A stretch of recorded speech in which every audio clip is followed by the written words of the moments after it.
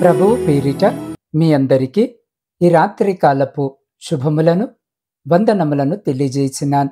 ప్రిలారా, పరిశుద్ధ లేఖన భాగమును మనము చదివినట్లయితే, అయితే నీవు నీ సహోదరునికి తీర్పు తీర్చనేలా, నీ సహోదరుని నిరాకరింపనేలా మనమందరము దేవుని న్యాయపీఠము ఎదుట నిలుతుము.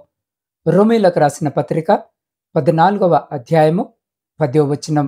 ప్రియ సహోదరి సహోదరులారా, చదవబడిన లేఖన భాగమును రాత్రి మనము జాగ్రత్తగా పరిశీలన చేస్తే, తీర్పు తీర్చు మనుషుడా అంటున్నాడు. తీర్పు తీర్చు మనుషుడా, నీవు తీర్పు తీరుస్తున్నావు కాబట్టి నిరుత్తరుడవై ఉన్నావు, అనగా సాకు చెప్పలేని వాడవై ఉన్నావు, లేక తప్పించుకోలేని వాడవై ఉన్నావు. ఎందుకు అనంటే, కారణం తీర్పు తీర్చే నీవు కూడా అదే పని చేస్తున్నావు కాబట్టి మొదటగా నీవు కూడా తప్పించుకోలేవు, మరియు తీర్పు తీర్చుతున్నావు కాబట్టి నీవు కూడా అదే తప్పు చేస్తున్నావు. ఆ తీర్పు నీకే చెందుతుంది. అంటే నీకు నీవే తీర్పు తీర్చుకుంటున్నావు. మరియు తీర్పు తీర్చడము దేవుని పని అని పరిశుద్ధ లేఖన భాగము సెలవిస్తుంది. ఇప్పుడు నీవు తీర్పు తీర్చుతున్నావు అంటే దేవుని స్థానములోనికి నిన్ను నీవు కూర్చోబెట్టుకుంటున్నావన్నమాట. ప్రియులారా, ఇతరులకు తీర్పు తీర్చడము ద్వారా తమకు మంచి చెడ్డలు తెలుసు అని మనుషులు కనబరుచుకుంటారు. మనలో చాలామంది అలా చేస్తారు. నీకితరులు చేసేది తప్పుగా కనిపిస్తే, ఇప్పుడు అది నీవు తీర్పు తీర్స్తే అది నీవు కూడా చేస్తున్నావు, అది నీలో కూడా తప్పే. కాబట్టి వారికి తీర్పు తీర్చడము ద్వారా మనకు మనమే తీర్పు తీర్చుకుంటున్నాం. అందుకే పరిశుద్ధ లేఖన భాగములో యేసు క్రీస్తు ప్రభుల వారు ఈ విధముగా సెలవిచ్చి ఉన్నాడు. మీరు తీర్పు తీర్చకుడి, అప్పుడు మిమ్మును గూర్చి తీర్పు తీర్చబడదు. మీరు తీర్చు తీర్పు చొప్పుననే మిమ్మును గూర్చి తీర్పు తీర్చబడును. మీరు కొలుచు కొలత చొప్పుననే మీకును కొలవబడును. నీ కంటిలోనున్న దూలము నెంచక నీ సహోదరుని కంటిలోనున్న నలుసును చూచుట ఎలా? నీ కంటిలో దూలముండగా నీవు నీ సహోదరుని చూచి నీ కంటిలోనున్న నలుసును తీసివేయనిమ్మని చెప్పనేలా? వేషధారి, మొదట నీ కంటిలోనున్న దూలమును తీసివేసుకొనుము, అప్పుడు నీ సహోదరుని కంటిలోనున్న నలుసును తీసివేయుటకు నీకు తేటగా కనబడును అన్న వచనముల ప్రకారము, ప్రియులారా, తీర్పు కోసము పరిశుద్ధ లేఖన భాగము మొదటగా పాత నిబంధన గ్రంథము నుండి దేవుడు అబ్రహాము గారితో నిబంధన చేస్తూ, నీ సంతానము 400 సంవత్సరాలు బానిసలుగా ఉంటారు, వారెవరికి దాసులవుతారో వారికి నేనే తీర్పు తీర్చుతాను అని సెలవిచ్చినట్లుగా పరిశుద్ధ లేఖన భాగంలో మనము చదవగలము. ప్రియులారా, ఈ వాగ్దానము 500 సంవత్సరాల తరువాత నెరవేరింది. ఆయన నిజముగా తీర్పు తీర్చాడు. 10 రకాలైన తెగుళ్ల చేత వారిని మొత్తాడు. అనగా మొదటగా తీర్పు తీర్చుట అనేది దేవుడే చేశాడు. కయీను హేబేలును చంపినప్పుడు అతని రక్తము ప్రార్థన చేసింది. అయ్యా, నాకు న్యాయము తీర్చవా అని దేవునికి మొరపెట్టినప్పుడు దేవుడు వెంటనే ఆకాశము నుండి దిగివచ్చి కయీనుకు తీర్పు తీర్చాడు. అనగా కయీను శపించబడ్డాడు. ప్రియులారా, దేవుడు నీతి న్యాయములు కలిగిన దేవుడు. దేవుడు ధర్మశాస్త్రం ఇచ్చేటప్పుడు పరిశుద్ధ లేఖన భాగములో దరిద్రుని వ్యాజ్యములో న్యాయము విడిచి తీర్పు తీర్చకూడదు అని సెలవిచ్చినట్లుగా మనము చదవగలము. తీర్పు తీర్చినప్పుడు కొలతలో గాని, తునికలో గాని, పరిమాణములో గాని మీరు అన్యాయము చేయకూడదు. పరదేశికే గాని, తండ్రి లేని వానికే గాని, విధవరాలికే గాని న్యాయము తప్పి తీర్పు తీర్చువాడు శాపగ్రస్తుడని చెప్పగా ప్రజలందరూ ఆమెన్ అనవలెను. తీర్పు తీర్చడానికి న్యాయాధిపతులను నియమించి రాజు అంటున్నాడు, మీరు యెహోవా నియమమును బట్టియే గాని మనుషుల నియమమును బట్టి తీర్పు తీర్చవలసిన వారు కారు. ఆయన మీతో కూడా నుండును గనక మీరు తీర్చు తీర్పు బహు జాగ్రత్తగా చేయుడి అని పరిశుద్ధ లేఖన భాగములో చెప్పబడి ఉన్నట్లుగా మనము గమనించగలము. ప్రియ సహోదరి సహోదరులారా, వీటన్నిటి ప్రకారము దేవుడు ప్రతి ఒక్కరిని న్యాయపు తీర్పు తీరుస్తారు. ఇంకా ఎన్నో పరిశుద్ధ లేఖన భాగములో చెప్పబడి ఉన్నట్లుగా మనము చదవగలము. మొదటగా దేవుడే తీర్పు తీర్చువాడు. రెండవదిగా, ఒకవేళ తీర్పు తీర్చడానికి ప్రభుత్వము ద్వారా అధికారము పొంది ఉంటే న్యాయమును నీతిని అనుసరించి తీర్పు తీర్చాలి. కారణము నీవు కూడా అదే శిక్షావిధిలో ఉన్నావు కాబట్టి ప్రియ సహోదరి సహోదరుడా, పరిశుద్ధ లేఖన భాగములో యేసు క్రీస్తు ప్రభుల వారు ఈ విధముగా చెప్పి ఉన్నారు. మీరు తీర్పు తీర్చకుడి, అప్పుడు మిమ్మను గూర్చి తీర్పు తీర్చబడదు. మీరు తీర్చు తీర్పు చొప్పుననే మిమ్మను గూర్చి తీర్పు తీర్చబడును. మీరు కొలుచు కొలత చొప్పుననే మీకును కొలవబడును. తీర్పు తీర్చకుడి, అప్పుడు మిమ్మను గూర్చి తీర్పు తీర్చబడదు. నేరము మోపకుడి, అప్పుడు మీ మీద నేరము మోపబడదు. చెడ్డదాసుడా, నోటి మాటను బట్టియే నీకు తీర్పు తీర్చెదను అని పరిశుద్ధ లేఖన భాగములో సెలవిచ్చినట్లుగా మనము గమనించగలము. ప్రియ సహోదరి సహోదరుడా, లక్షల కొలది ప్రజలను చంపివేసిన హిట్లర్ గురించి ఒక ఆయన ఈ విధముగా చెప్పినప్పుడు, హిట్లర్ని నరకంలో వేయక ముందు ఇంకా నరకాన్ని చాలా రేట్లు వేడి చేయాలి అని అన్నారంట. అనగా ఆయనకు ఇవ్వవలసిన శిక్ష నరకము కంటే ఇంకా కఠినమైనదిగా ఉండవలసినది అన్నదే ఆయన యొక్క మాట.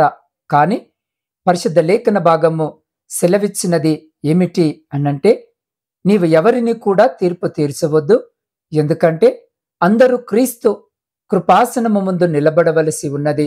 కాబట్టి నీవు పాపిగా తలంచుతున్నవాడు మాత్రమే కాక నీవు కూడా లెక్క అప్పజెప్పవలసిన వాడిగా నిలబడవలసి ఉంది. కాబట్టి ప్రియ సహోదరి సహోదరుడా, ఎవరిని కూడా నేరస్తులుగా తీర్పు తీర్చుటకు ముందు ఉండకండి. ఇది మన పని కాదు. కాబట్టి ప్రియ సహోదరి సహోదరుడా, యేసు క్రీస్తు ఒక దినమున యెరూషలేములో ఉండేటప్పుడు పరిసయ్యులు వ్యభిచారము చేస్తూ పట్టుబడిన ఒక స్త్రీని తీసుకువచ్చి ఆయన ముందు నిలవబెట్టారు. వాళ్ళందరూ ఆమెపై రాళ్లు రువ్వి చంపాలి అని సిద్ధముగా నిలబడి ఉండేటప్పుడు, మీలో పాపము లేనివాడు మొదట రాయి వేయండి అని యేసు క్రీస్తు ప్రభు చెప్పినట్లుగా మనము గమనించగలము. ఈ మాట వినిన వెంటనే అక్కడ గుంపుగూడిన ఒకరు కూడా అక్కడ నిలబడలేదు.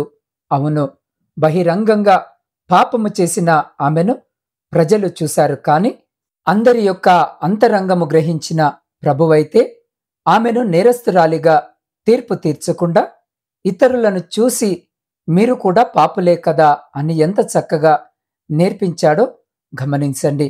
అవును, ఈ రాత్రి ఈ వాక్యము వినిచిన ప్రియ సహోదరి సహోదరుడా, మనకెప్పుడు ఇతరుల యొక్క నేరాలే మన ముందు నిలబడుతూ ఉంటాయి.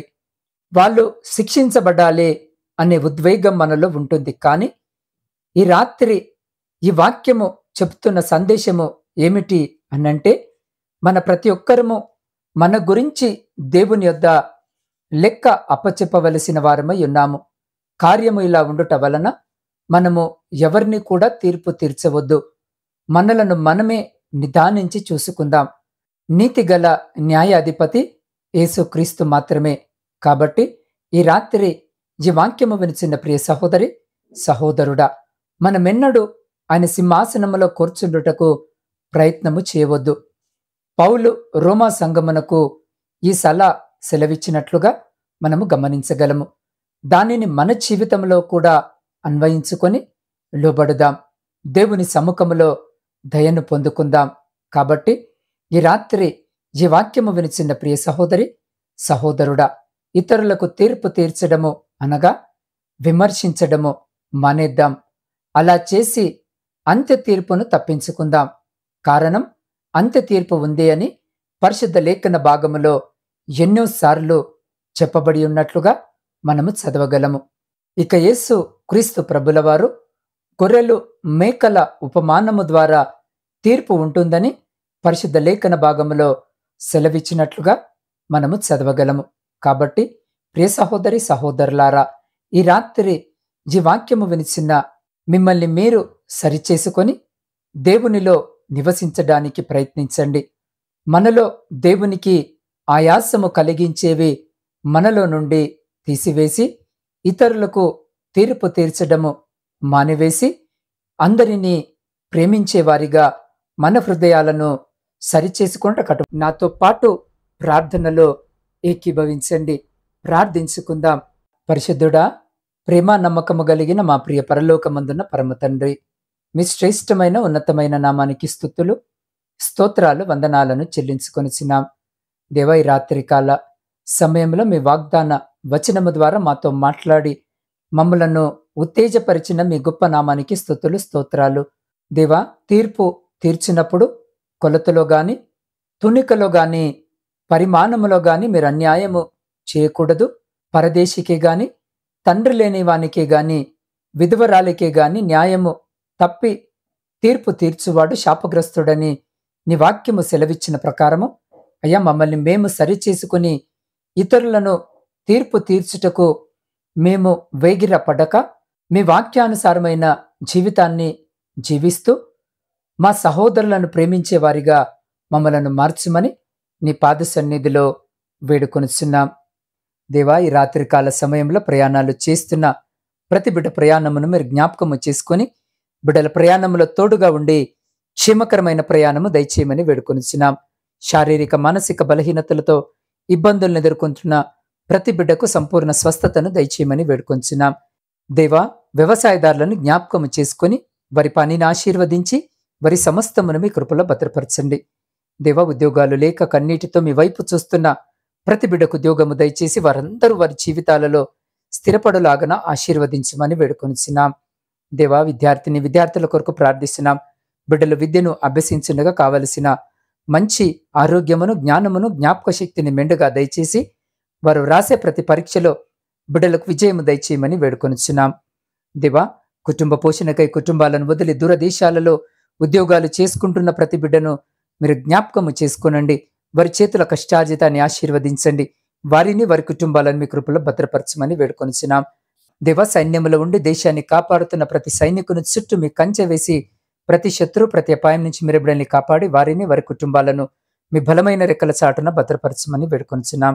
దేవా, ఆర్థిక సమస్యల అప్పుల భారముతో నా తండ్రి నలిగిపోయి కన్నీరు విడుస్తూ మీ సహాయం కొరకు మీ వైపు చూస్తున్న ప్రతి బిడ్డని రాత్రి జ్ఞాపకం చేసుకోండి నాయన. అయ్యా, ప్రతి విధమైన ఆర్థిక భారమును వారి జీవితాలలో నుండి తీసివేయమని వేడుకొనిచున్నాం. దేవా, గర్భఫలంలో లేక కన్నీటితో ఈ రాత్రి మీ సహాయం కొరకు ఎదురు చూస్తున్న ప్రతి బిడ్డ గర్భాన్ని తెరిచి ప్రతి బిడ్డకు గర్భఫలము దయచేసి వారి దుఃఖాన్ని సంతోషముగా మార్చుమని వేడుకొనిచున్నాం. దేవా, మీ సేవకుల కొరకును సేవకురాండ్ర కొరకును వారి కుటుంబాలు వారి పరిచర్య కొరకు ప్రార్థిస్తున్నాం. ఈ రాత్రి బిడ్డల్ని జ్ఞాపకము చేసుకొని ఆశీర్వదించమని వేడుకొనిచున్నాం. దేవా, సొంత గృహాల కొరకు ఆశ కలిగి మీ వైపు చూస్తున్న ప్రతి బిడ్డ కోరికను తీర్చమని వేడుకొనిచున్నాం. అయ్యా, వివాహాల కొరకు సిద్ధపడుతున్న బిడ్డల కొరకు ప్రార్థిస్తున్నాం. వివాహాలు జరగక మీ సహాయం కొరకు ఎదురు చూస్తున్న బిడ్డల కొరకు ప్రార్థిస్తున్నాం. అయ్యా, ఈ రాత్రి బిడ్డల్ని జ్ఞాపకము చేసుకొని కావలసిన సహాయము దయచేయమని వేడుకొనిచున్నాం.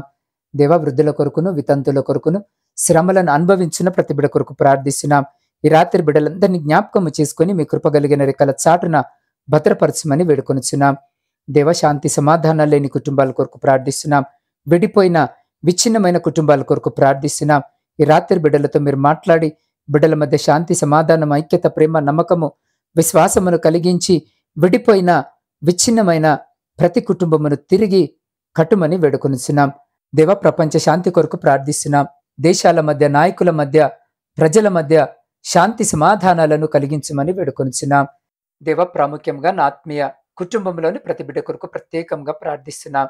అయ్యా, ప్రతి దినము బిడ్డలు ఈ వాక్యము విని నాతో పాటు ప్రార్థనలో ఏకీభవిస్తూ వారి ప్రార్థన మనవులను నాకు తెలియజేస్తున్నారు.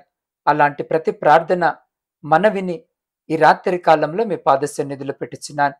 అయ్యా, దాన్ని మీరు అంగీకరించి వారి ప్రతి ప్రార్థనకు జవాబును దయచేసి అయ్యా, వారి జీవితంలో వారి కుటుంబాలలో వారి దాంపత్య జీవితంలో ప్రాముఖ్యంగా వారి ఆధ్యాత్మిక జీవితంలో ఉన్న ప్రతిశోధన ఆయాసము దుఃఖము లేమి ప్రతి అంధకార సంబంధమైన శక్తులన్నిటినీ మీ పరిశుద్ధ నామమున లయపరిచి మీ ఆకాశపు వాకిళ్లను విప్పి మీ సమృద్ధికరమైన దీవెన ఆశీర్వాదాల చేత బిడల జీవితాలను, కుటుంబాలను దీవించి, ఆశీర్వదించి, తృప్తిపరిచి, మీ కృపల భద్రపరుచుకొని ముందుకు నడిపించమని సమస్త స్తుతి, ఘనత, మహిమ మీకే చెల్లించు మా రక్షకుడును మీ ప్రియకుమారుడైన యేసుక్రీస్తు సర్వ సమృద్ధి కలిగిన నామమున ప్రార్థించి, స్తుతించి, అడిగి పొందుకొని ఉన్నాము తండ్రి.